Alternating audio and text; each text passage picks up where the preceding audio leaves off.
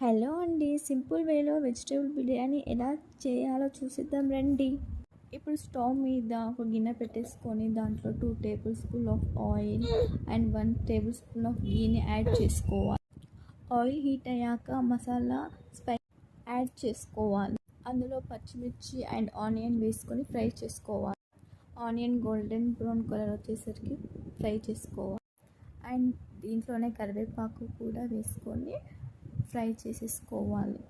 And 1 spoon అల్లం వేసుకొని అల్లం పచ్చివాసన పోయే వరకు తర్వాత పసుపు యాడ్ చేసుకొని ఇప్పుడు కట్ చేసుకున్న పుదీనా కొత్తిమీర వేసుకొని ఫ్రై అయ్యాక సన్నగా కట్ చేసుకొని పెట్టుకున్న క్యారెట్ బీన్స్ ఆలూని వేసుకొని కలిపేసి మూత పెట్టేసేయాలి.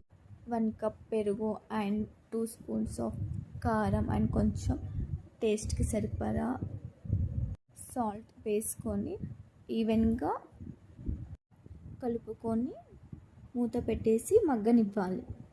ఇప్పుడు ముందుగా నానబెట్టుకున్న బాస్మతి రైస్ని వాటర్ తీసేసి యాడ్ చేసుకొని ఈవెన్గా కలుపుకోవాలి. 2 గ్లాసెస్ ఆఫ్ బాస్మతి రైస్కి 3 గ్లాసెస్ ఆఫ్ వాటర్ని తీసుకొని యాడ్ చేసుకొని కలిపేసేసుకొని దీంట్లోకి స్పైసెస్ అన్నీ యాడ్ చేసి మూత పెట్టుకొని 80% కుక్ చేసుకో. ఇప్పుడు హాఫ్ లెమన్ని కూడా యాడ్ చేసుకొని రిమైనింగ్ 20% కుక్ చేసుకోవాలి.